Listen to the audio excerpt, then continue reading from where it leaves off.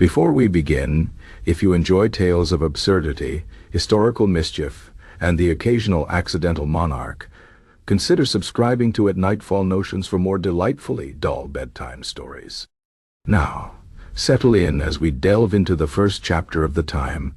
A jester accidentally became king for a day. Chapter 1. The Fool's Folly. In the dim and draughty halls of Castle Wexford, where the torches flickered just enough to cast shadows that seemed to whisper secrets, there lived a jester named Pippin the Peculiar. Pippin was neither the sharpest nor the most graceful of fools, but he possessed a wit so quick it often outpaced his common sense, and a knack for stumbling into trouble with the grace of a drunkard on ice. The court of King Baldric the Bored, a ruler so disinterested in his own kingdom that he once fell asleep mid-sentence during a declaration of war, was Pippin's stage. And what a stage it was! Cobwebbed, creaking, and populated by nobles who considered laughter an unsophisticated bodily function like sneezing or hiccups. Pippin's days were spent juggling, poorly, singing off-key and crafting jests that landed with the subtlety of a dropped anvil. His latest routine involved a puppet of the king, which he had fashioned from an old sock and 2 buttons for eyes. The puppet's crown was a bent spoon, and its scepter a chicken bone. It was not a flattering likeness, but Pippin reasoned that satire was his duty, even if the king's sense of humor was as dormant as a hibernating badger. On the day of his greatest folly, the castle was abuzz with preparations for the feast of St. Drogo, patron saint of unattractive beards and questionable decisions. The kitchens were in chaos, the servants were overworked, and the nobles were, as usual, doing their best to avoid any form of labor. King Baldric, slumped on his throne like a sack of potatoes in a very expensive dress, waved a languid hand at Pippin. "Entertain me," he commanded, though it sounded more like a plea from a man who had just realized his entire existence was as thrilling as watching paint dry. Pippin, eager to please, or at least to avoid being thrown into the dungeon again, launched into his puppet routine. The Sock King mimicked Baldric's signature move of falling asleep mid-sentence, and the courtiers tittered nervously. Then Pippin, in a moment of inspiration, or perhaps temporary insanity, made the puppet declare, "I hereby decree that everyone must wear their shoes on their hands for the rest of the week." The real king blinked slowly, as if processing whether this was a joke or a legitimate policy suggestion. Then, to everyone's shock, he nodded. "A fine idea," Baldric murmured. "Make it so." The room fell silent. Pippin's grin faltered. The Chancellor, a man whose face was permanently pinched, as if he'd just smelled something unpleasant, cleared his throat. "Your Majesty, surely you don't mean—" "I do," the king interrupted, yawning. "In fact, I'm feeling quite fatigued by all this ruling. Pippin, you seem to have a knack for it. You're in charge for the day." And with that, King Baldric stood, shuffled off to his chambers, and was heard snoring before the throne-room doors even closed behind him. Pippin stared at the sock puppet in his hand, then at the assembled courtiers whose expressions ranged from horrified to gleefully malicious. The Chancellor's eye twitched.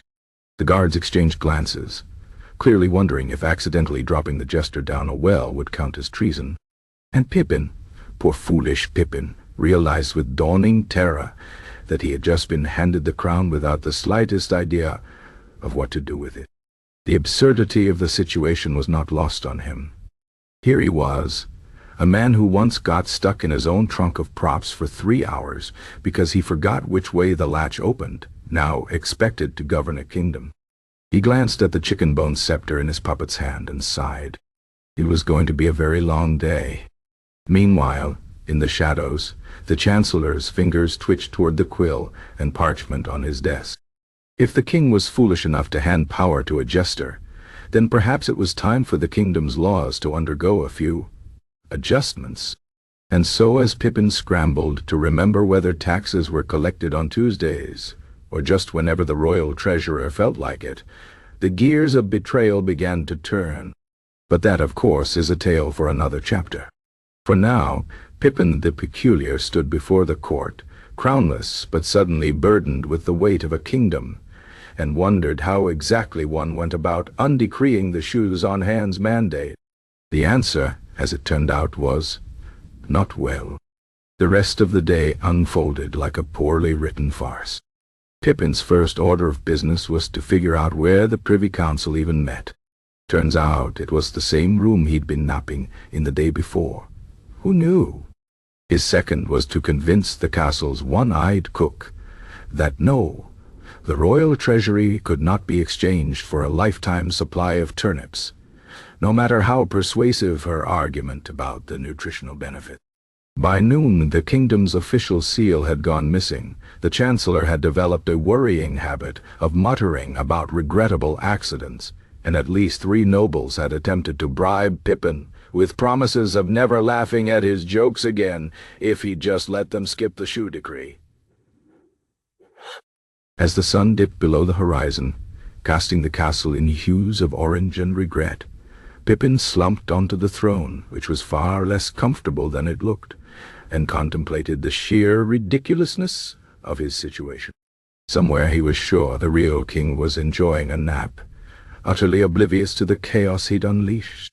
And somewhere else, possibly in the dungeon plotting his next move, the Chancellor was no doubt sharpening his quill, and possibly something else. But for now, Pippin was king. And kings, he decided, deserved at least one good nap. So he closed his eyes, let the sock puppet drop to the floor, and dreamed of a world where the only decree was that jesters were never, ever put in charge of anything. Chapter 2. A Royal Hangover. King Baldric the Bored awoke to a sensation he had come to know intimately over the years. A skull-cracking, soul-withering headache that could only mean one thing. He had indulged in too much of something the night before. The specifics were hazy, but judging by the taste in his mouth, somewhere between stale cheese and regret, it had involved barrels of mead and possibly a dare involving a goat.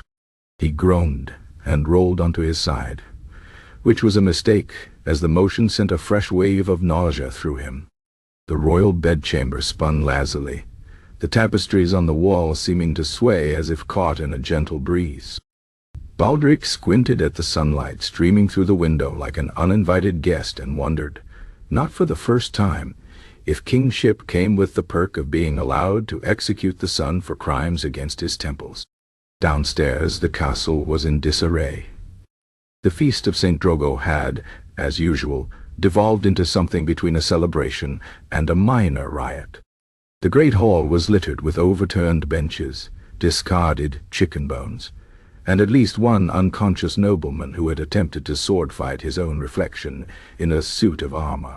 The servants moved through the wreckage like battlefield scavengers, salvaging what silverware hadn't been pocketed, and nudging the occasional snoring courtier with a broom.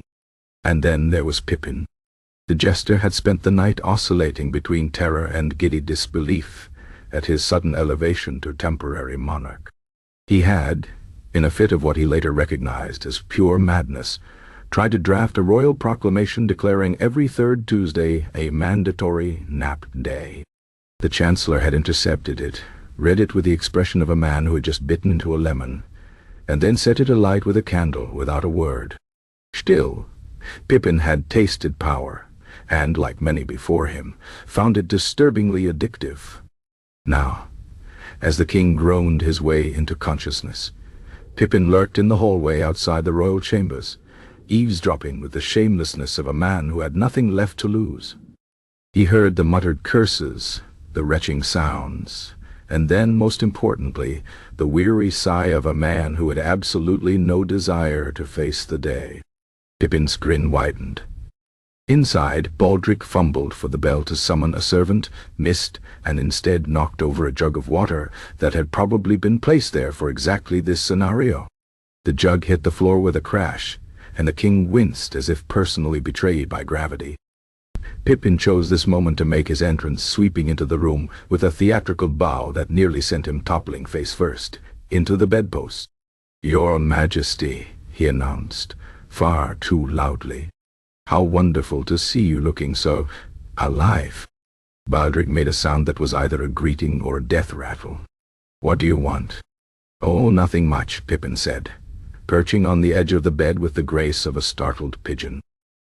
"Just checking in on our beloved ruler after last night's festivities." He paused and added, "You don't remember appointing me temporary king, do you?" The king stared at him. Then he closed his eyes, as if praying for a swift meteor strike. "I did what?" Pippin clasped his hands together. "Oh, it was magnificent, very regal, very decisive, you said, and I'm paraphrasing here. Pippin, you're clearly the only man in this castle with a functioning brain, so have fun with the crown for a bit." And then you wandered off, humming. Baldric pressed his palms into his eye sockets. "I was drunk." "Historically, that's never stopped kings before," Pippin pointed out cheerfully. The king groaned again. "What did you do?" "Oh, the usual. Declared a nap day, considered outlawing turnips, personal grudge, and then got sidetracked trying to figure out where the royal treasury actually is. Turns out it's just a chest under the Chancellor's desk." "Who knew?" Baldric's eye twitched. "You didn't." "I didn't," Pippin agreed. "But imagine my surprise when I opened it and found mostly ios from the Duke of Brackenmire. That man has a gambling problem."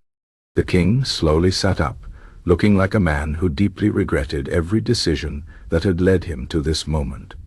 "Pippin," he said very slowly, "if you tell anyone about this, I will have you thrown into the deepest, darkest dungeon we have. And we have one with rats. Big ones." Pippin gasped, clutching his chest. "You'd imprison your most loyal subject?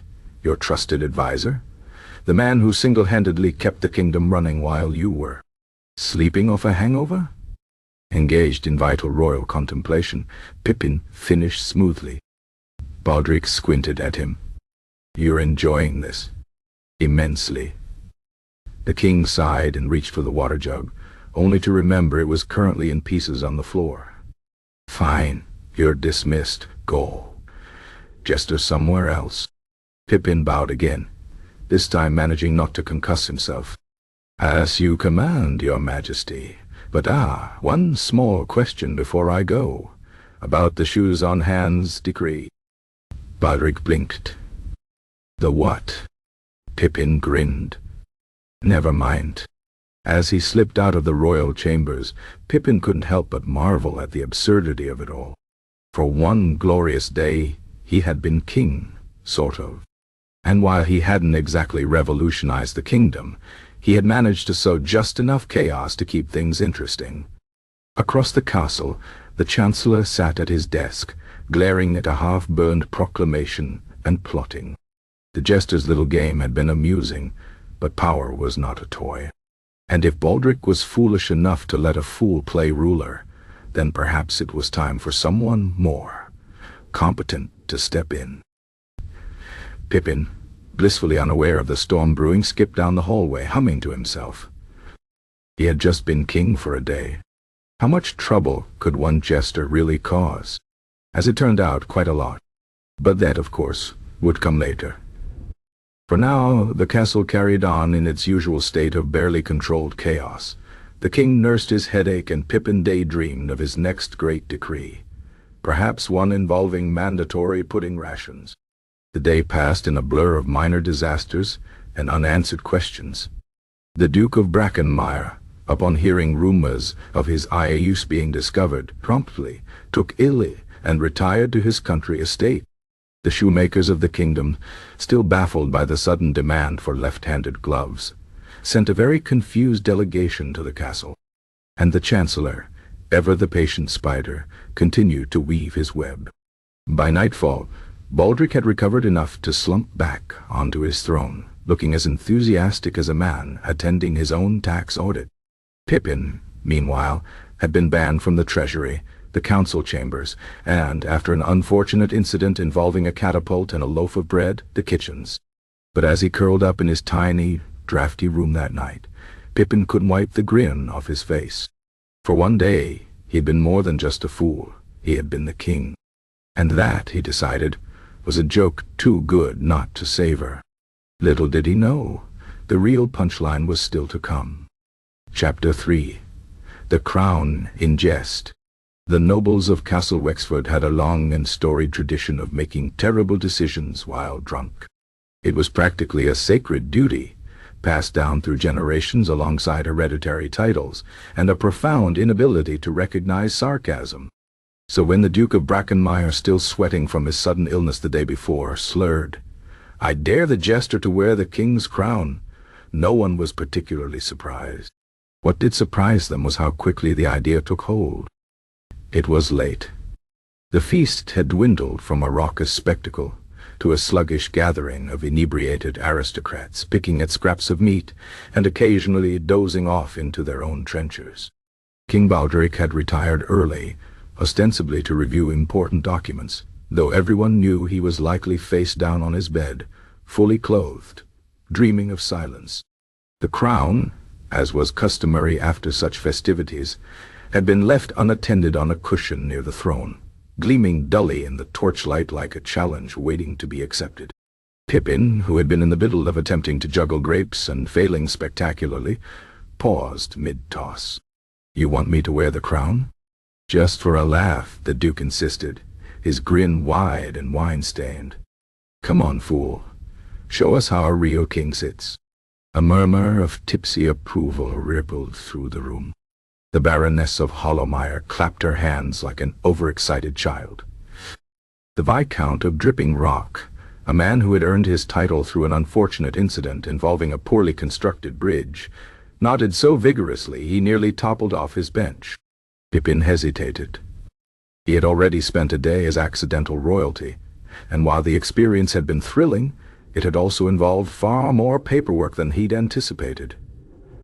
But the nobles were watching him with the eager desperation of people who had run out of other ways to entertain themselves, and Pippin had never been one to resist an audience. With an exaggerated bow, he plucked the crown from its cushion and placed it on his head. It was heavier than he expected, and slightly too large, tilting precariously over one eyebrow. The room erupted. The Duke howled with laughter. The Baroness snorted into her goblet. Even the usually stone-faced captain of the guard cracked a smile. Pippin, sensing an opportunity, struck a regal pose. "Behold," he announced, "King Pippin the First, sovereign of silliness, ruler of ridicule, and lord of..." The doors to the great hall burst open. Silence fell like a dropped anvil. There, framed in the doorway, stood King Baldric, awake, upright, and looking decidedly unamused. His gaze locked onto Pippin, the crown, and then back to Pippin. No one moved. Pippin swallowed. "Ah, Your Majesty, funny story." The king held up a hand. "I don't want to hear it." He strode forward, each step measured, his expression unreadable. The nobles shrank back, as if hoping the walls might absorb them. The Duke suddenly found the ceiling fascinating. Baldric stopped in front of Pippin. For a long, terrible moment he said nothing. Then, with a sigh that suggested he was already regretting his next words, he spoke. "If you're going to wear it, you might as well do it properly." He adjusted the crown so it sat straight on Pippin's head, then stepped back. "There, now you look like a king." Pippin blinked. "I do?" Baldric rubbed his temples. "For tonight, yes, because frankly, I'm too tired to care, and if I have to listen to one more petition about sheep grazing rights, I'm going to throw myself into the moat." He gestured vaguely at the throne. "Go on, sit, rule, just don't break anything." The nobles stared. Pippin stared. Even the crown seemed to stare. Then the Chancellor, who had been lurking in the shadows like a particularly displeased ghost, stepped forward. "Your Majesty, you can't be serious." "Oh, I'm never serious," Baldric said. "That's why I'm the king." He waved a hand. "Consider it a royal experiment. Let's see what happens when the fool runs the circus for a night." Pippin, still processing this turn of events, tentatively lowered himself onto the throne. The wood creaked under him, or maybe that was just his knees. The nobles exchanged glances, unsure whether to laugh, panic, or start placing bets. The Chancellor's face darkened. "This is an outrage." "No, this is a Tuesday," Baldric said. "Or possibly a Wednesday. I lose track." He yawned. "Good luck, Pippin. Try not to start any wars before breakfast." And with that, he turned and walked out, leaving the entire court in stunned silence. Pippin looked around at the sea of bewildered faces. The crown weighed heavily on his head, both literally and metaphorically. This wasn't like yesterday's accidental rule. This was deliberate, sanctioned even. The king had handed him the throne like it was a mildly irritating pet. He cleared his throat. "Right. First order of business, someone fetch me a cushion. This thing is murder on the backside." A nervous titter ran through the room. The Duke, ever the opportunist, raised his goblet. "All hail, King Pippin." "All hail!" echoed the Baroness, giggling. Pippin grinned. Maybe this wouldn't be so bad after all. But across the hall, the Chancellor's fingers twitched toward the hilt of his dagger. This was no longer a game. This was an insult, a mockery of the very foundations of power. And if the king wouldn't put a stop to it, then someone else would have to. For now, though, Pippin was blissfully unaware. He had a crown, a throne, and a room full of nobles who were suddenly very interested in whatever he had to say. It was, he decided, the best joke he'd ever been part of. Little did he know, the punchline was going to hurt. Chapter 4. The decree heard round the court. The throne room had never been so quiet. The kind of quiet that usually preceded executions, declarations of war, or particularly awkward family reunions. Every noble, servant, and guard stood frozen, waiting to see what King Pippin the First, temporary, unofficial, and slightly crooked-crowned, would do next. Pippin shifted on the throne, which remained stubbornly uncomfortable despite his repeated attempts to adjust his posture. He cleared his throat. The sound echoed like a stone dropped down a well. "Right," he said. "So, as your king?" "Temporary king," the Chancellor interjected, his voice dripping with enough venom to kill a small horse. "As your temporary king," Pippin amended, shooting the Chancellor a look, "I hereby decree that every third Tuesday shall henceforth be known as Upside-Down Day." Silence. Then, from the back of the room, a single, slow clap. The Duke of Brackenmire, ever the instigator, was grinning like a man who had just discovered that someone else would be paying his gambling debts. "Brilliant," he announced. "What does that mean?" Pippin leaned forward, the crown slipping slightly. "It means," he said, "that on Upside-Down Day everything is, well, upside down." Another beat of silence. The Baroness of Hollowmire blinked. "Could you be more specific?" "Certainly," Pippin said, warming to the subject. "Servants give orders to nobles. Horses ride people. Dinner is served at dawn, and breakfast at dusk. Hats are worn on feet, though I admit that one might be tricky with shoes. The possibilities are endless." The Chancellor's face had taken on a shade of purple, usually reserved for overripe plums. "This is absurd." "Yes," Pippin agreed cheerfully. "That's rather the point." King Baldric, who had been leaning against a pillar in the back of the room with the air of a man watching a particularly entertaining play, snorted. "I like it." The Chancellor whirled on him. "Your Majesty, you cannot possibly—" "I don't know," Baldric mused. "Might be fun to see the Duke of Brackenmire mucking out stables for once." The Duke paled. "Now wait a moment." Pippin clapped his hands. "It's decided. The first Upside-Down Day begins—" He paused, counting on his fingers. "Next Tuesday, which, conveniently, is the third Tuesday of the month." The room erupted into chaos. Nobles protested. Servants whispered excitedly. The captain of the guard rubbed his temples as if trying to stave off an impending headache. Only the Chancellor stood perfectly still, his gaze locked on Pippin with the intensity of a hawk eyeing a particularly plump mouse. Pippin, oblivious to the danger, beamed. He had done it. He had actually made a royal decree. And the best part, it was nonsense. Glorious, beautiful nonsense.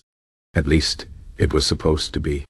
Because as the crowd dispersed, some laughing, some grumbling, all talking, no one noticed the Chancellor slipping away, his robes whispering against the stone floor like a snake through grass. And no one saw the folded parchment he tucked into his sleeve. A decree of his own. But that would come later. For now, Pippin sat on the throne, the crown heavy on his head, and savored the moment. Upside-down day. What could possibly go wrong? Chapter 5. The Chancellor's panic.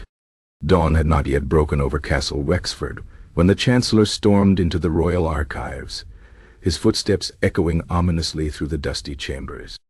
The archivist, a wisp of a man who had spent the last 30 years perfecting the art of being invisible, nearly toppled from his ladder in surprise. All decrees from the last 24 hours, the Chancellor demanded, slapping his palm against the nearest table so hard that a cloud of ancient parchment particles rose into the air. Now. The archivist blinked owlishly. That would be just the one, my lord. Bring it. With trembling hands, the archivist retrieved a scroll from a nearby shelf. The parchment was still warm from the scribe's desk, the ink barely dry. The Chancellor snatched it, unfurling it with a sharp flick of his wrists. There it was, in all its ridiculous glory. By order of His Majesty, King Pippin I, temporary, let it be known that every third Tuesday shall henceforth be observed as Upside-Down Day, during which all normal conventions of society shall be cheerfully disregarded, etc., etc., etc. The Chancellor's eye twitched. This isn't stamped. The archivist coughed. No, my lord. The royal seal was unavailable. Unavailable. The keeper of the seal was asleep, my lord, and when woken he declared it was upside-down night and refused to cooperate unless addressed as Your Majesty the Spoon. The Chancellor inhaled deeply through his nose, a man trying very hard not to commit murder before breakfast. He rolled the scroll with exaggerated care. This decree, he said slowly, never happened. The archivist opened his mouth, closed it. Lost, the Chancellor continued. Misplaced, eaten by a particularly illiterate rat. Do you understand? The archivist swallowed. But the witnesses, the king himself was. The king was drunk. The court was drunk. Everyone will wake up with just enough memory to be embarrassed and no desire to speak of it again. The Chancellor leaned in, close enough that the archivist could count the broken blood vessels in his nose. Unless someone reminds them. The archivist nodded so vigorously, his wispy hair came loose from its tie. Satisfied, the Chancellor turned on his heel and marched out, already mentally drafting the necessary counter-proclamations. The first would declare the temporary kingship officially over.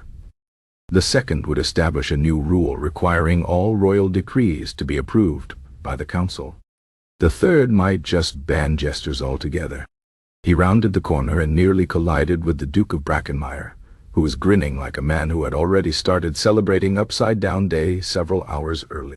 Chancellor, the Duke boomed. Just the man I wanted to see. About this delightful new holiday. There is no holiday. The Duke blinked. But I've already instructed my servants to prepare. You've prepared nothing. The Chancellor stepped closer, lowering his voice to a hiss. Unless you'd like me to start asking questions about those missing tax revenues, the ones that mysteriously coincided with your trip to the Riverlands gambling halls? The Duke's smile vanished. That's slander. No, that's politics. The Chancellor patted the Duke's shoulder. Have a pleasant morning, Your Grace. He left the Duke, spluttering in the hallway, and made his way to the council chambers, where the rest of the advisors were already gathered, looking varying degrees of horrified. The Master of Coin was hyperventilating into a ledger. The Lord Marshal kept muttering about precedent. The keeper of the royal wardrobe, for some reason, was wearing his tunic inside out. "They're taking it seriously," the master of coin moaned as the Chancellor entered. "The baker just delivered my breakfast on a platter balanced on his head. He called it upside-down service and charged double." The Lord Marshal slammed his fist on the table. "The guards are refusing to stand at attention unless it's on one hand. This is anarchy," the keeper of the wardrobe whispered, staring at his sleeves as if they had personally betrayed him. The Chancellor took his seat at the head of the table with the calm of a man who had already decided to burn the entire castle down if necessary. "Gentlemen," he said, "we have exactly 6 days until this so-called upside-down day begins. 6 days to undo what that fool has set in motion." "But how?" the master of coin wailed. "The people are embracing it. The kitchen staff are planning a feast where dessert comes first. The stable boys are teaching the horses to back into their stalls. Even the castle cats are getting in on it. I saw one trying to bury its tail in the dirt like it was planting a tree." The Chancellor steepled his fingers. "We attack this the same way we attack every problem in the kingdom. Slowly, bureaucratically, and with enough paperwork to suffocate a small nation." He produced a stack of parchment thicker than the Duke's gambling debts. "First, we'll need forms of 12b7 and the special triplicate version of D3, all signed in blood by at least 3 witnesses of noble birth. Then we'll need to convene a subcommittee to discuss the formation of a royal commission to investigate the feasibility of forming a working group to examine the issue." The Lord Marshal frowned. "That could take weeks." "Months," the Chancellor corrected cheerfully, "by which time everyone will have forgotten this nonsense ever happened." A hesitant knock at the door interrupted them. A page boy peeked in, his hat suspiciously perched on one foot. "Message for the Chancellor," he squeaked. The Chancellor snatched the note, read it, and promptly turned the same shade as the royal tapestries. The master of coin gasped. "What is it?" The Jester. The Chancellor whispered. "He's in the treasury." A collective gasp. "And?"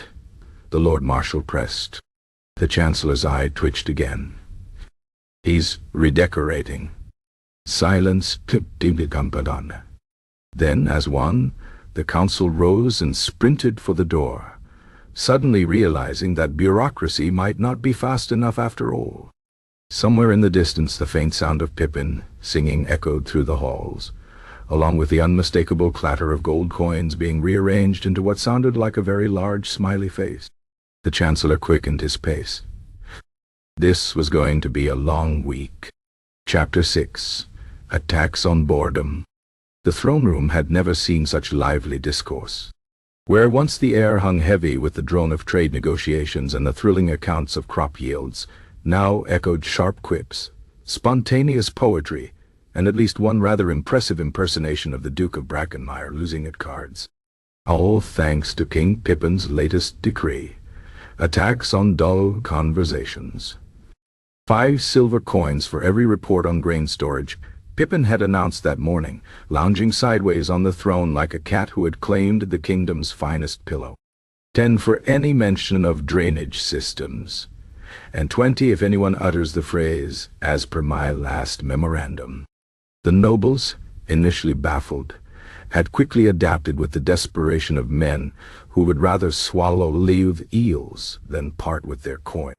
The Baroness of Hollowmire had begun delivering her petitions in rhyming couplets. The royal treasurer had taken to illustrating his reports with surprisingly competent caricatures. Even the Chancellor, whose face was permanently set in an expression usually reserved for people who stepped in something unpleasant, had attempted a metaphor involving turnips and statecraft. It had not gone well, but effort counted for something. "Your Majesty," the Duke of Brackenmire began, sweeping into an elaborate bow, "I come before you today not as a humble supplicant, but as a—" He faltered, clearly searching for a word that wouldn't cost him money. "A dazzling peacock of the court," Pippin suggested. The Duke brightened. "Yes, exactly. A dazzling peacock. Wait, no, that makes me sound. 20 silver for accidental self-insults, Pippin declared, snapping his fingers. A scribe in the corner dutifully noted it down. The Duke groaned. Across the room, the Chancellor massaged his temples. This was worse than upside-down day. At least then, the chaos had been contained to people wearing hats on their feet. This was an assault on the very foundations of governance. The kingdom ran on boring conversations. Boring conversations kept the wheels of power turning at a sedate, predictable pace. If people started thinking too hard about what they were saying, who knew what might happen? As if reading his thoughts, Pippin caught his eye and winked. It was in that moment that the Chancellor realized two things. First, that the jester was far more cunning than anyone had given him credit for. And second, that he was about to lose another battle.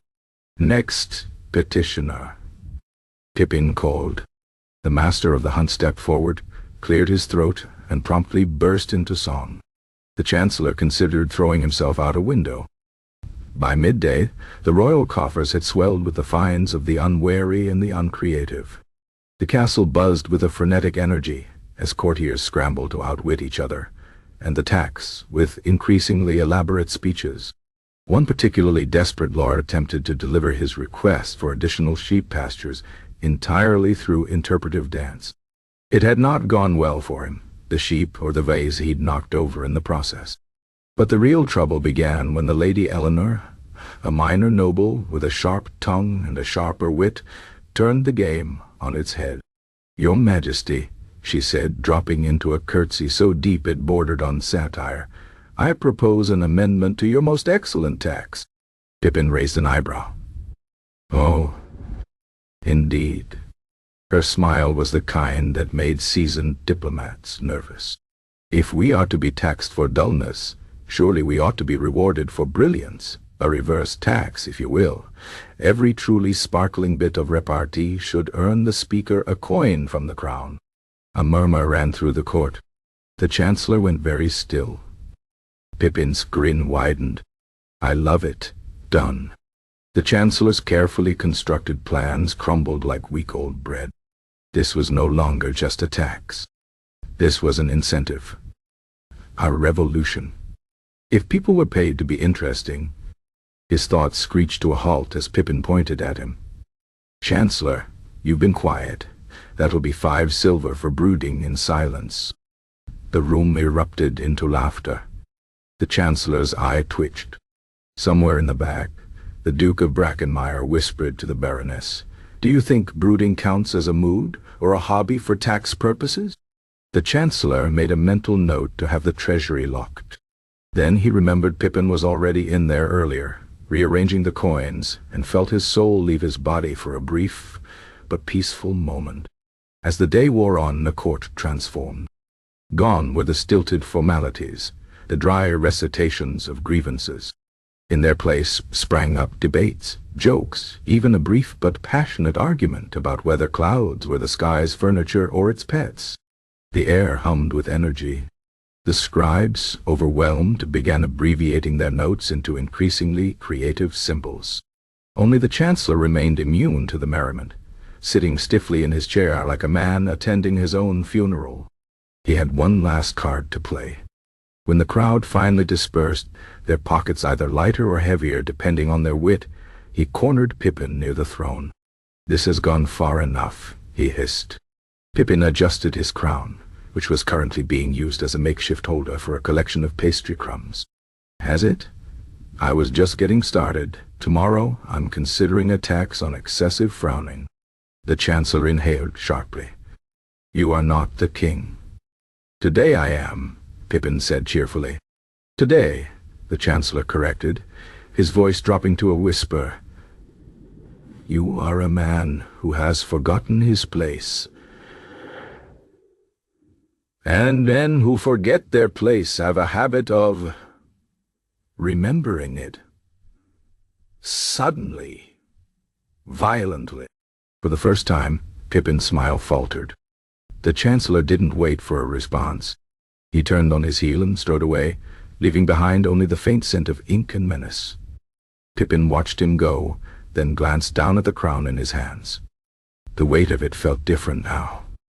Heavier, obscene. But there was no time to dwell. The master of the hunt was attempting to juggle live chickens in the name of performance tax exemptions, and at least one of them looked ready to stage a rebellion.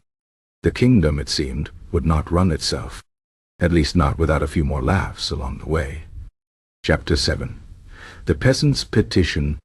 The great hall of Castle Wexford was midway through its most raucous court session, in living memory, when the doors creaked open to reveal a figure so thoroughly coated in mud that for a moment no one could tell whether it was man, beast, or some unfortunate combination of...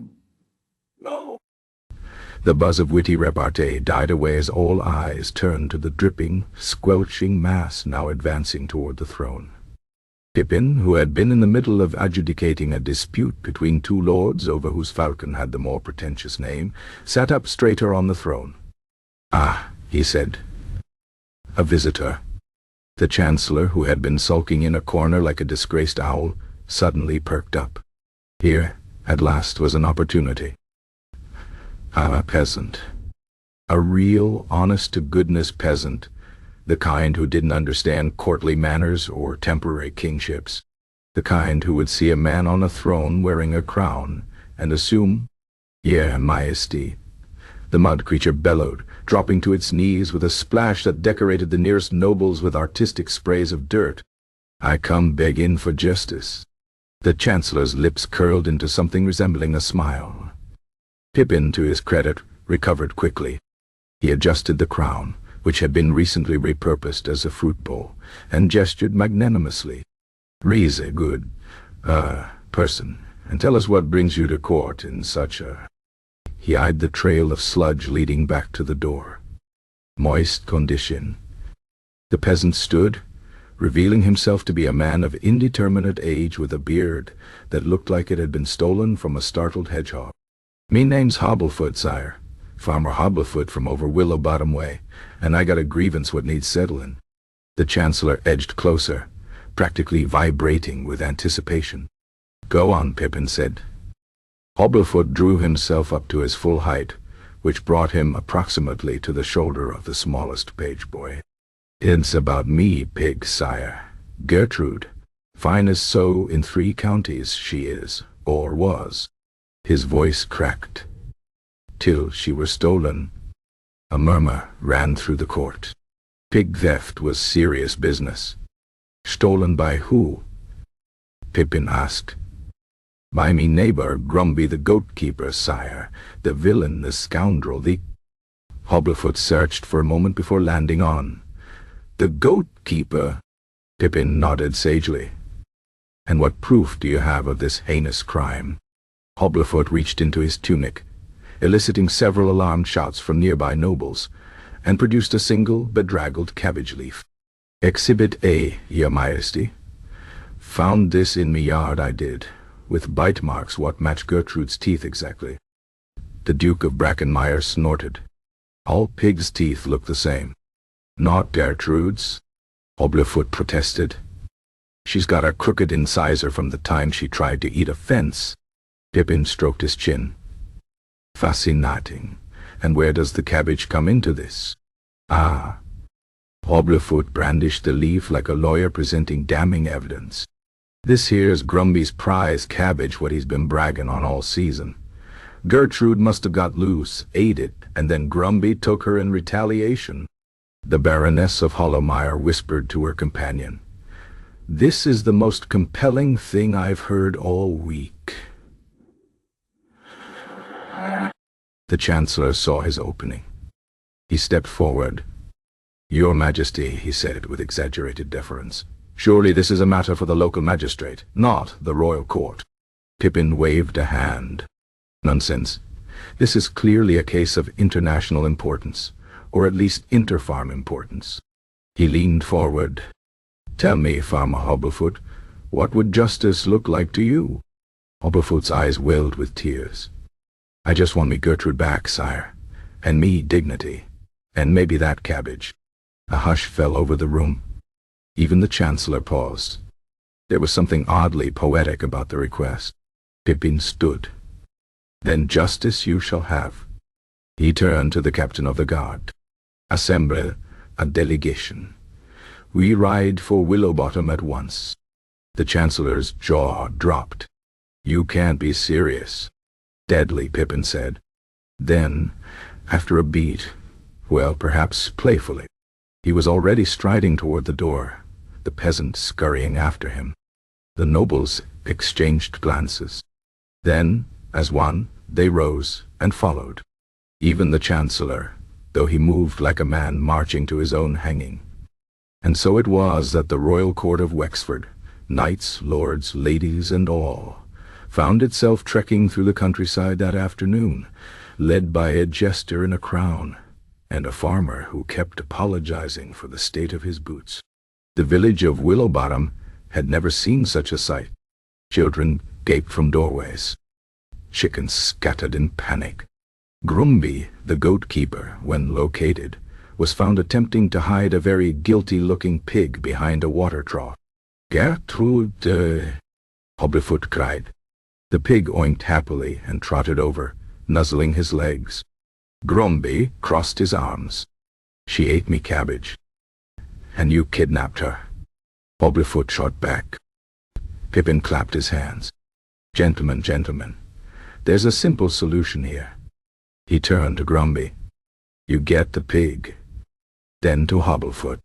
"You get the cabbage." A pause. "Wait, no. Reverse that." The Chancellor groaned. In the end, a compromise was reached. Gertrude would be returned.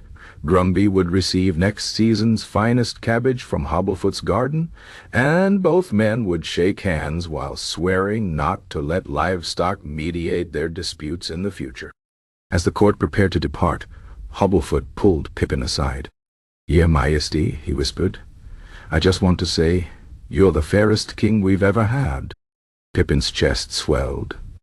Then, remembering himself, he leaned in conspiratorially. "Between you and me, I'm actually the jester." Hobblefoot blinked. Then he grinned. "Even better." The journey back to the castle was filled with laughter and song, though the Chancellor remained notably silent. As the towers of Wexford came into view, Pippin realized something. For all the absurdity, for all the chaos, he'd actually done it. He'd dispensed real justice. The thought was both thrilling and terrifying, because somewhere in the back of his mind a voice whispered, "Now they'll expect you to keep doing it." And that, more than any crown or decree, was the heaviest burden of all. But for now there was still daylight left, and a kingdom to run, and at least 3 more petitioners waiting with complaints about sheep, boundaries, and possibly another vegetable-related incident. Pippin adjusted his crown and marched forward. After all, the show must go on. Chapter 8. The Jester's Justice. The morning sun filtered through the stained glass windows of Castle Wexford's great hall, casting jewel-toned patterns across the assembled nobles who fidgeted like school-children awaiting examination. At the center of it all, perched upon the royal throne with one leg draped carelessly over the armrest, Pippin surveyed his courtroom with the satisfied air of a cat who had not only caught the canary, but taught it to sing bawdy tavern songs. "Bring forth the first case," he declared, tapping the scepter he'd fashioned from a sausage link against the throne's arm. The royal seal dangled from one end, occasionally dripping grease onto important documents. A murmur rippled through the crowd as 2 men were shoved forward. The first, a burly blacksmith with forearms thicker than most men's thighs, glowered at his opponent, a weedy scribe who appeared to be attempting to fold himself into non-existence. "Your Majesty," the blacksmith rumbled, "this ink-stained worm claims I owe him 3 silver pieces for a pair of boots what never fit proper." The scribe squeaked. "They were custom-made," he specified, "wide as an ale barrel, and then lost weight." Pippin steepled his fingers. "Fascinating. Tell me, good blacksmith, when you ordered these boots, were you in fact the size of an ale barrel?" The blacksmith shifted uncomfortably. "Well, but—" "And you, scribe," Pippin continued, "did you provide documentation stating the boots couldn't be adjusted if the customer's barrelness changed?" The scribe blinked. "That's not standard boot contract language." "Precisely." Pippin clapped his hands. "Therefore I decree the blacksmith shall pay 1 silver piece, the scribe shall eat 2, and both shall attend the next feast wearing each other's shoes." A stunned silence fell. Then, slowly, the blacksmith began to chuckle. The scribe giggled.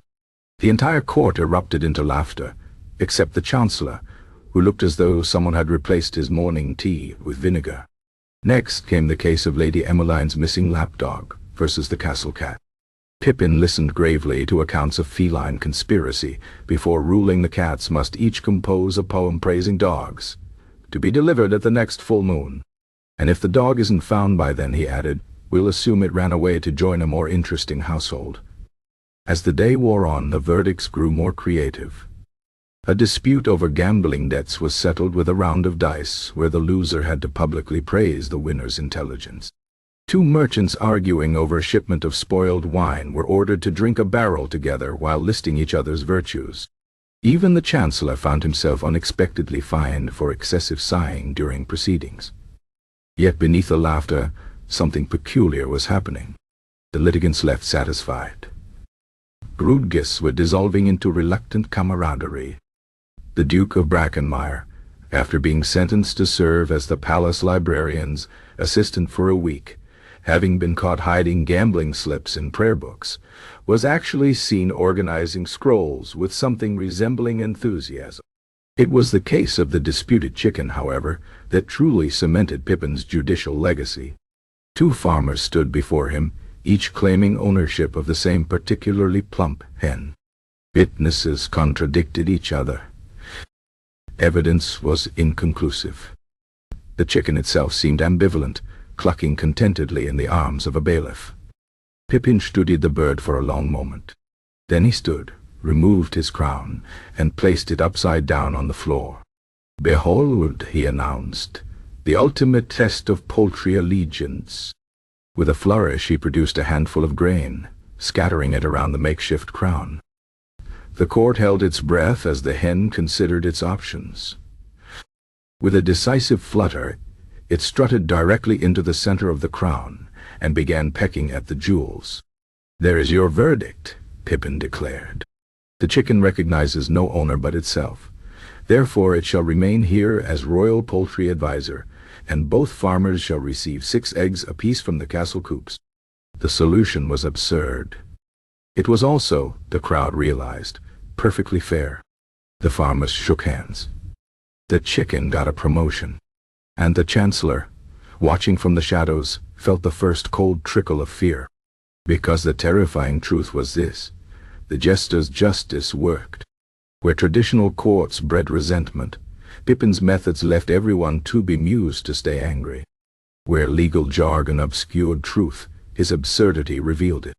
And worst of all, the people loved it. As dusk painted the hall in gold and violet, Pippin slumped onto the throne, exhausted but glowing. Around him, nobles and commoners alike chatted amiably, bonded by shared ridiculousness. Even the guards seemed more relaxed, their spears occasionally used as props in reenactments of the day's sillier moments. Only the Chancellor remained unmoved. He watched as Pippin accepted a goblet of wine from a beaming servant, as the Duke of Brackenmire clapped him on the back, as the newly appointed poultry advisor roosted comfortably on the arm of the throne. This couldn't continue. The kingdom couldn't be run on laughter and upside-down crowns. There were rules. Traditions, guys, even one filius, amdese. One fidel in pada, arteobi iselandi. Traditions is a proper way of doing things. His fingers twitched toward the dagger at his belt. Somewhere in the castle, a clock struck midnight.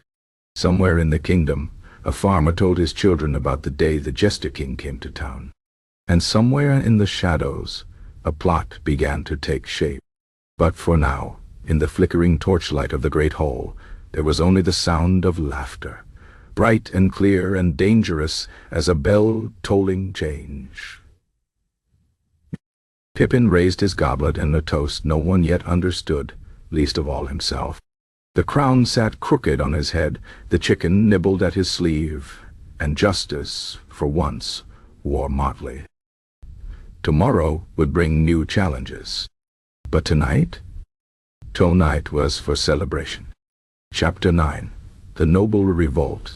The secret meeting of disgruntled aristocrats, as it would later be recorded in the royal archives, though someone had crossed out disgruntled and written patriotic in ink that suspiciously matched the Chancellor's signature, convened at midnight in the only location befitting their gravitas, the wine cellar.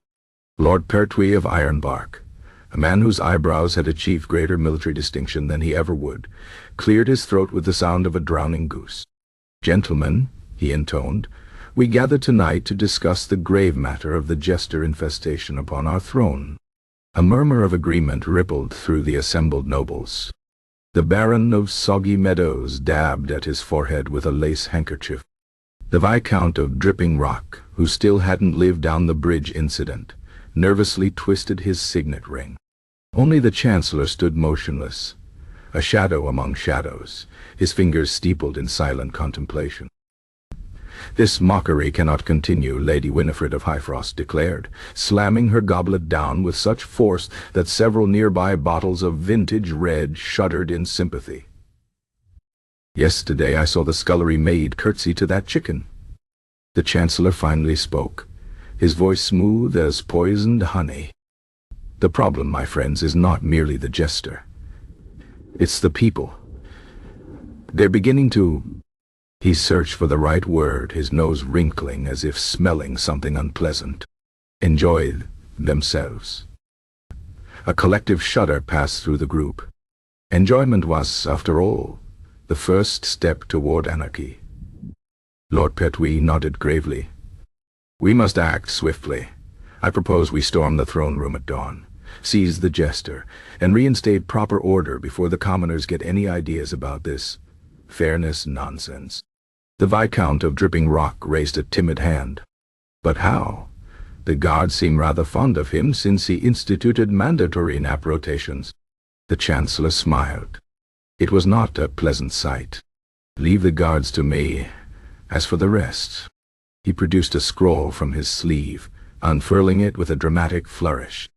"I've taken the liberty of drafting a proper decree of properness, officially declaring the jester's rule null and void on account of—" He squinted at the parchment. "Excessive whimsy." The nobles leaned in, their faces illuminated by the single flickering candle between them. The plan was simple, elegant, foolproof, but it was of course doomed from the start. Dawn found the conspirators creeping through the castle corridors with all the stealth of a herd of drunken elk. Lady Winifred's ceremonial armor, donned for the occasion despite there being no actual battle expected, clanked with every step. The Baron of Soggy Meadows had somehow gotten his cloak caught on a suit of armor halfway down the hall and was now trailing several feet of expensive velvet like a particularly nervous bride. "Shh!" Lord Pertwee hissed, turning to glare at his compatriots just as the Chancellor rounded the corner, holding a lit torch. The resulting collision sent the torch flying in a graceful arc directly into the path of the royal poultry advisor, who had been following the group out of professional curiosity. Dickon let out an indignant squawk, flapped wildly, and careened into Lord Pertwee's face. What happened next would later be immortalized in tapestry form, commissioned by Pippin and hung prominently in the Great Hall. The Chancellor, attempting to regain his footing, tripped over the Baron's trailing cloak. The Baron, startled, lurched forward into Lady Winifred, whose armor acted as an excellent conductor for the sound of crashing metal. The Viscount of Dripping Rock, in a valiant attempt to avoid the chaos, backed directly into a suit of armor, which toppled onto the entire group with the solemn finality of destiny itself. From atop the pile, the chicken clucked victoriously. The noise brought servants, then guards, then an extremely bemused Pippin still in his nightshirt and carrying a half-eaten apple. He took in the scene, the groaning pile of nobility, the singed chicken now perched atop the Chancellor's head, the proper decree of properness floating gently down to land in a puddle of spilled wine. "Good morning," he chirped. "I see we're trying out a new stacking formation for the next tournament. Bold choice." The Chancellor, from somewhere beneath 3 layers of aristocracy, let out a sound that might have been a curse or possibly a small animal dying. Pippin picked up the wine-sodden decree, squinting at the smeared ink. "Excessive whimsy? That's a capital offense now?" He tutted. "Sounds dreadfully dull." The guards, struggling valiantly to maintain professional composure, began extracting nobles from the pile. Lady Winifred's helmet had become wedged backward. The Baron appeared to be crying. The Viscount kept repeating, "It was the chicken," to no one in particular. Only the Chancellor remained silent, his gaze locked on Pippin with an intensity that might have been frightening, if not for the feather stuck to his forehead. Pippin met his eyes and smiled. Then, with the air of a man who had just had a wonderful idea, he clapped his hands. "Right then. Since you're all up early and clearly eager to serve the kingdom, I hereby declare today's special session of court will focus on—" He plucked the feather from the Chancellor's brow, examining it thoughtfully. "The proper care and keeping of poultry advises. Attendance is mandatory, especially for you," he added, pointing to the Chancellor. As the sun rose over Castle Wexford, 2 things became clear. First, that the noble revolt had failed spectacularly, and second, that the royal chicken now had its own miniature throne cushion. Somewhere in the kitchens, a scullery maid giggled into her apron. In the courtyard, a guardsman hummed while polishing his boots. And in the great hall, preparations were underway for what would later be known as the trial of the century. A legal proceeding to determine whether chickens could technically be considered nobility if they napped in crown-shaped baskets. The Chancellor, brushing feathers from his robes, watched it all unfold with the grim realization that his next plot would require significantly more planning. And possibly helmets for everyone. But for now, there was a chicken to appease, a jester to outwit, and, he noticed with dawning horror, an entire court waiting expectantly for his thoughts on proper egg-turning techniques. The revolution would have to wait. Chapter 10. The Feast of Fools. The great hall of Castle Wexford had seen many banquets in its time, stuffy affairs where nobles picked at gilded peacocks and made veiled insults about each other's lineage. But nothing could have prepared the castle for the spectacle that was the Feast of Fools. Pippin announced it at dawn by standing on the breakfast table and pouring a pitcher of cream over his own head. By royal decree, he declared as dairy products dripped from his nose, "Tonight's banquet shall be a grand reversal. Servants shall dine, nobles shall serve, and anyone caught being stuffy will be sentenced to wear socks on their hands for a week." The proclamation spread through the castle like wildfire. Cooks dropped their ladles in shock. Chambermaids giggled behind their hands. The Chancellor developed a sudden twitch in his left eye. As dusk fell, the hall transformed. The high table, usually reserved for nobility, now seated the head cook, the head groom, and a particularly ancient scullery maid named Agatha, who kept pinching the royal steward's cheek and calling him Ducky. The nobles, meanwhile, stood stiffly along the walls in hastily donned servants' garb, clutching trays of food with the desperation of men handling live explosives. Lady Winifred of Highfrost, resplendent in an apron 3 sizes too small, attempted to carve a roast with all the grace of a bear performing surgery. The Duke of Brackenmire spilled an entire tureen of soup down the front of his borrowed tunic. And the Chancellor, forced into the role of wine steward, moved through the hall like a ghost haunting his own life, muttering darkly about proper pouring techniques. Pippin, seated at the foot of the table where the lowest servants usually ate, surveyed the chaos with delight. "Marvelous, isn't it?" he said to the stable boy beside him, who was currently wearing the crown. You can learn so much about people by seeing how they handle spilled gravy. At the high table, head cook Marjorie thumped her fist for silence. "Oi, Lord Fancy Pants," she bellowed at the Baron of Soggy Meadows. "This wine's gone warm. Fetch us a fresh jug, and mind you don't slosh it this time." The Baron opened and closed his mouth like a landed fish before scurrying off, nearly colliding with a giggling chambermaid who was lounging in his usual seat. Meanwhile, strange alliances were forming. The Viscount of Dripping Rock, who had once complained for 3 hours about a slightly undercooked quail, now stood in rapt conversation with young Tom the potboy, learning the intricate art of napkin folding. Over by the hearth, the master-at-arms was teaching a group of kitchen girls proper sword stances using roasting spits. The Chancellor watched it all unfold with mounting horror. This wasn't just a dinner. It was a revolution with better table manners. Every laugh, every shared glance between servant and noble, was another crack in the foundation of the world as he knew it. His moment came during the 7th course. Agatha, the scullery maid, emboldened by fine wine and her new position of authority, pointed a bony finger at him. "You there, chancellery fellow, my cup's gone dry." The room fell silent. Every eye turned to watch the most powerful man in the kingdom, after the king himself, be summoned like a common serving boy. For a heartbeat, no one breathed. Then, with glacial slowness, the Chancellor stepped forward. He picked up the wine jug. He approached the table.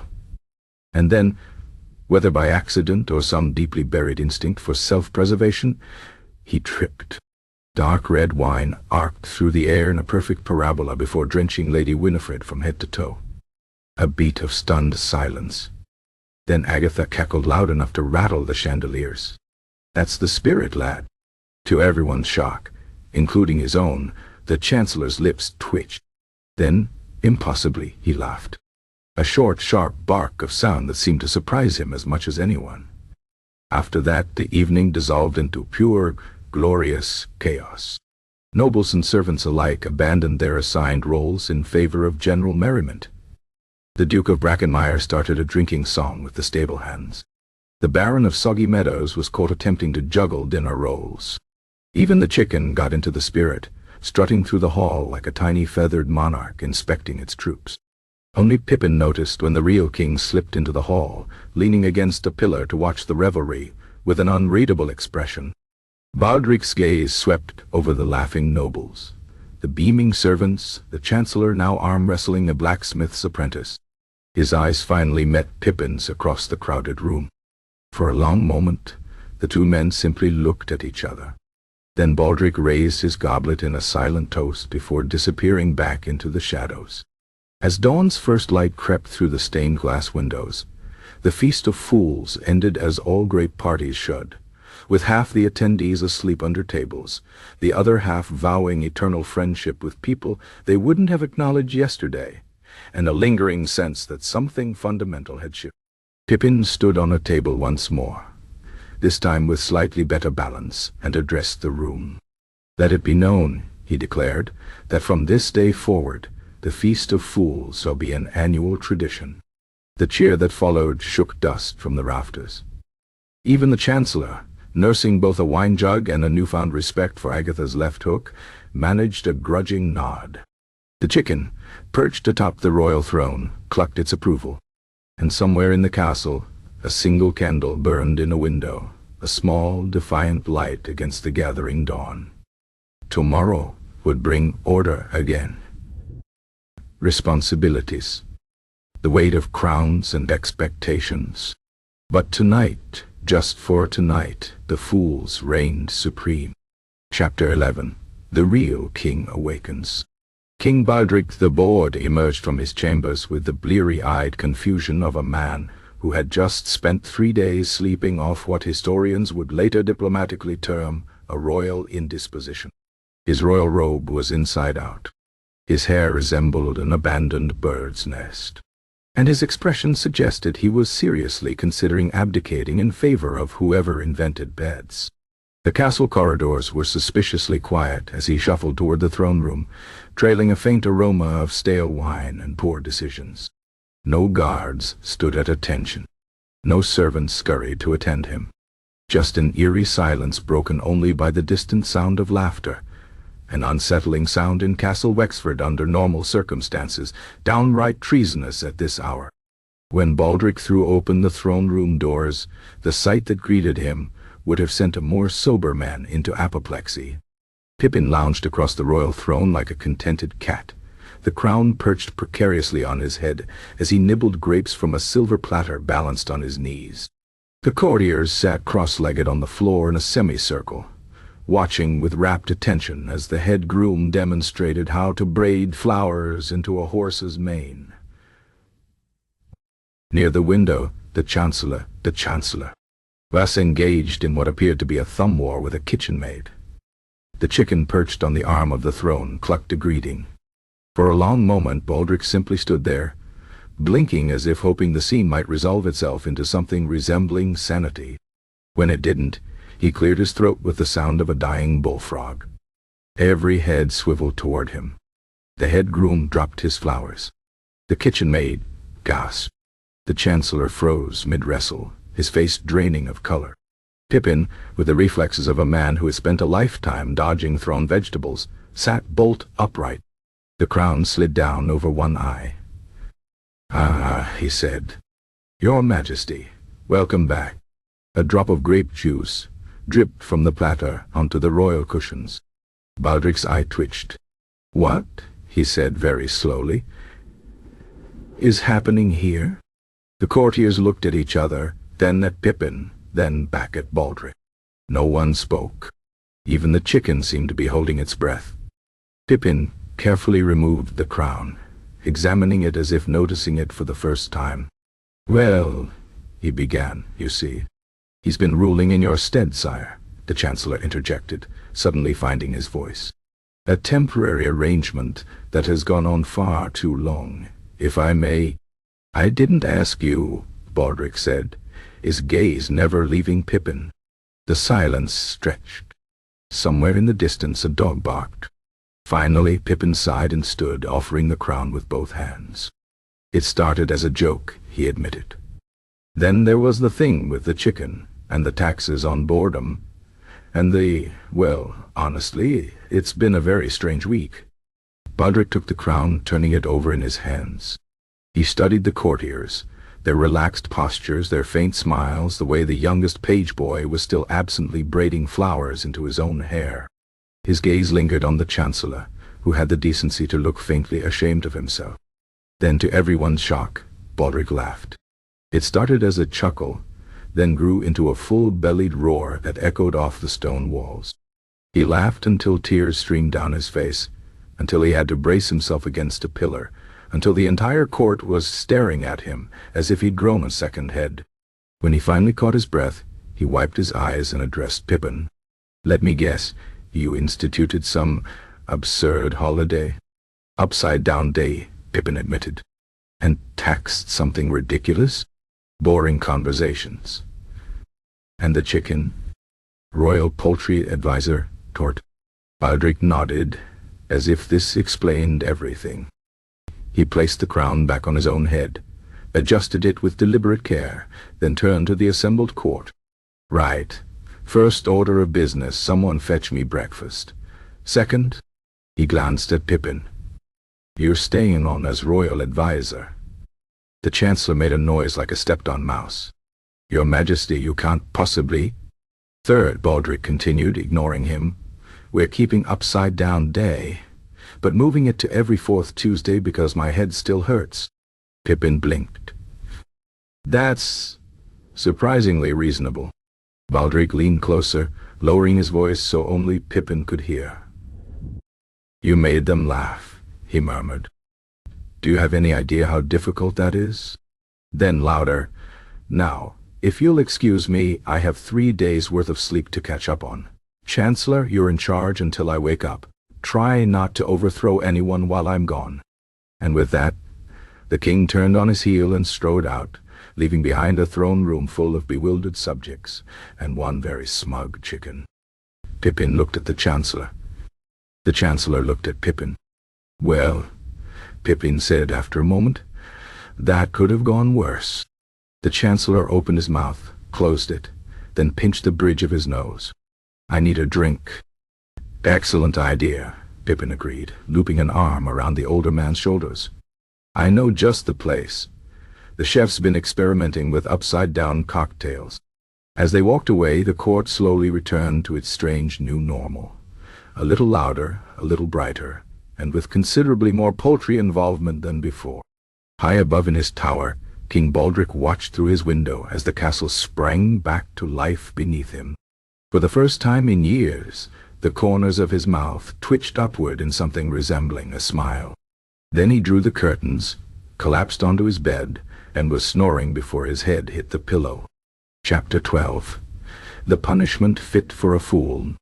King Baldric sat alone in his private chambers, fingers drumming against the armrest of his chair in a rhythm that would have made any court musician wince. Before him lay two options. One, a rolled parchment stamped with the royal seal, the other a half-eaten turkey leg, and he found himself glaring at both with equal suspicion. The parchment contained a formal decree sentencing Pippin to a month of stable duty for the crime of temporary usurpation, general tomfoolery, and teaching the royal chickens bad habit. It was stern. It was proper. It was precisely what the Chancellor had insisted upon after Baldric had woken from his latest nap to find his crown, polished to a suspicious shine, and left on a cushion in the privy. The turkey leg, by contrast, represented a different approach, one that involved throwing it at Pippin's head and calling the matter settled. Baldric sighed and rubbed his temples. The problem wasn't deciding whether Pippin deserved punishment. That much was obvious. The problem was that the kingdom had, against all reason and decorum, flourished under the jester's brief reign. Taxes had been collected on time. The peasantry seemed alarmingly cheerful. Even the nobility had stopped bickering long enough to develop a shared sense of horrified fascination at the entire situation. A knock at the door interrupted his brooding. "Enter," he grumbled. The Chancellor slipped inside like a shadow with a grievance. "Your Majesty," he said with a bow that somehow managed to convey deep disapproval despite its perfect form. "The court awaits your decision regarding the jester." Baldric eyed the rolled parchment. "And they're all expecting me to sign this, I suppose?" The Chancellor's lips thinned. It would send a clear message about the consequences of overstepping one's station. Before Baldric could reply, another knock sounded, this one far less deferential. The door burst open to reveal a red-faced baron of soggy meadows clutching a chicken in each hand. "Your Majesty," the baron panted. "You must stop this madness at once." Baldric blinked. "What madness?" "The poultry revolt." The baron thrust the chickens forward as evidence. "Ever since that blasted jester put them in charge of the grain distribution, they've developed standards. This one," he shook a speckled hen that clucked indignantly, "just refused my entire harvest for being subpar." A commotion in the hallway grew louder. Through the door marched a procession of castle staff, cooks, maids, stable hands, led by none other than head cook Marjorie, who planted her flour-dusted hands on her hips and fixed the king with a look that had quelled generations of kitchen boys. "Now see here, Your Majesty," she declared. "That fool might be daft as a brush, but he's our daft brush. You'll not be throwing him in no dungeon without hearing our piece first." The Chancellor drew himself up. "This is highly improper." "Improper?" Marjorie scoffed. "Like declaring every third Tuesday upside-down day is proper? Like making the Chancellor here dance the reel with my great-aunt Agatha was proper?" She leaned in. "Face it, my lord, we've all gone a bit improper lately, and the kingdom hasn't burned down yet." Baldric opened his mouth, closed it, then turned to the window where an increasingly large crowd had gathered in the courtyard below. Peasants, merchants, even a contingent of the royal guard stood shoulder to shoulder, holding hastily made signs that read "Free the Fool" and "Long live King Pippin." Just kidding. mostly. The king's eye twitched. A scuffle at the door announced the arrival of the Duke of Brackenmire, dragging a sheepish-looking Pippin by the collar. "Found him trying to sneak out the postern gate with the royal chicken," the Duke announced. Pippin offered a weak wave. "I was, taking her on a diplomatic mission."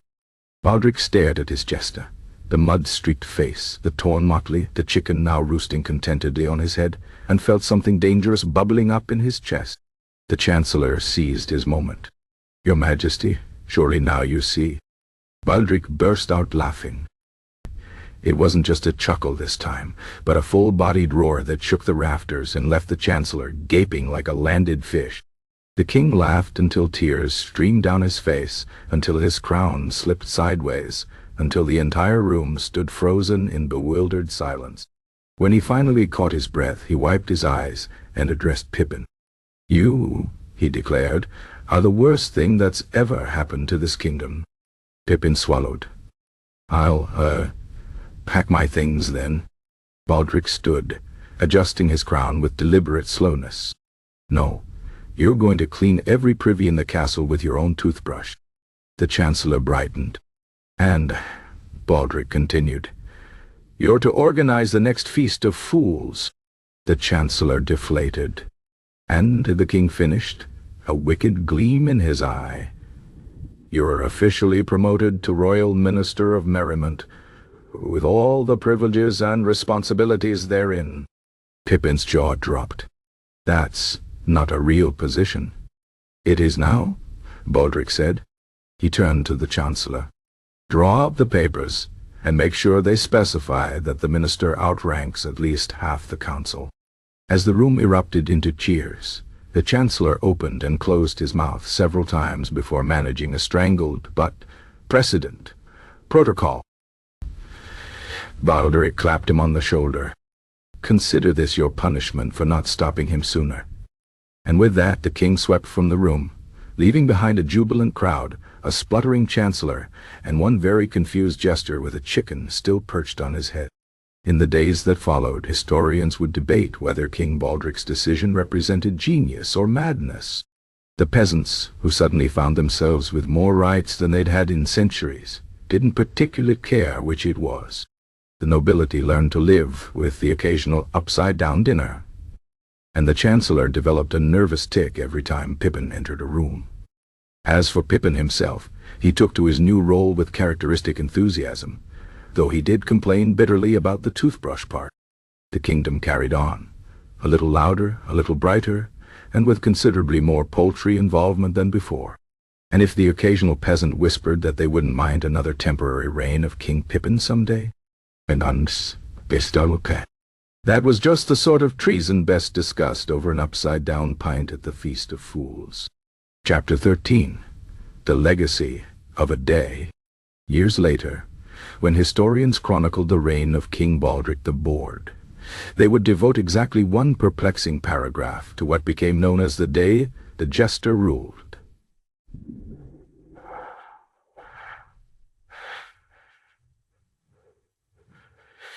Sholas would debate its significance, poets would embellish its details, and at least 3 separate dukes would claim to have been instrumental in restoring proper order, despite all evidence to the contrary.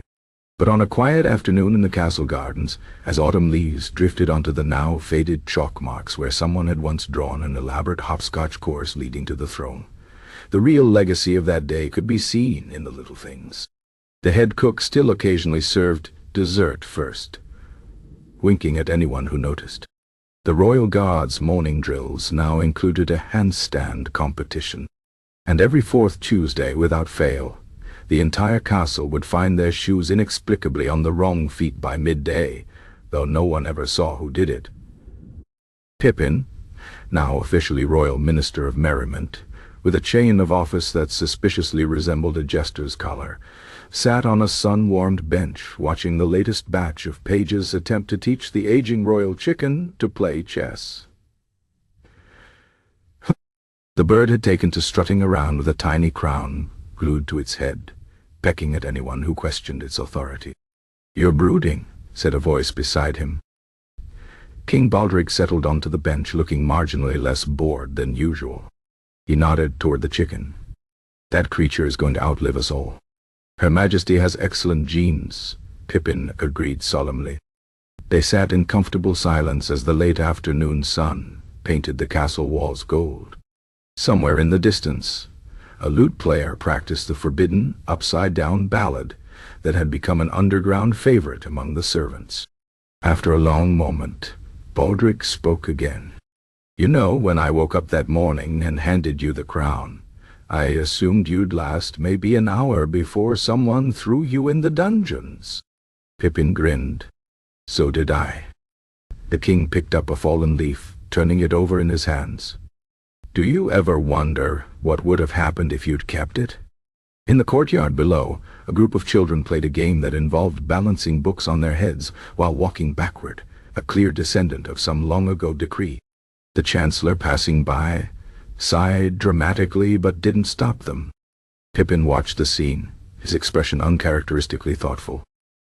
"I think," he said slowly, "that sometimes people need to be reminded that rules can bend. That laughter doesn't weaken a kingdom, it strengthens it. That every so often it's good to put your shoes on your hands and see the world differently for a day." Baldric raised an eyebrow. "That's dangerously wise for a man who once tried to pay taxes in cheese." "Ministerial wisdom," Pippin corrected, tapping his chain of office. Then, after a beat, "Also, the cheese was very good." The king snorted. He tossed the leaf into the air, watching as the breeze carried it over the castle walls toward the village below, where even now the annual Feast of Fools preparations were underway. "You're still cleaning privies next week," Baldric said as he stood to leave. Pippin's groan could be heard all the way to the kitchens. As dusk settled over Castle Wexford, the chicken abandoned its chess game in favor of nesting in Pippin's lap. The last rays of sunlight glinted off the tiny crown perched between its feathers, casting little starbursts of light across the garden path. Somewhere in the castle, a scribe carefully recorded the day's events in the royal ledger. Somewhere in the village, a farmer told his children the story of the time a jester became king. And somewhere in between, the legacy of that single strange day lived on, not in grand decrees or historical records, but in the way a kingdom learned to laugh at itself. The chicken clucked contentedly, and far below, in the torchlit great hall, where it had all begun, two left shoes sat neatly on the throne, waiting. "The end too?"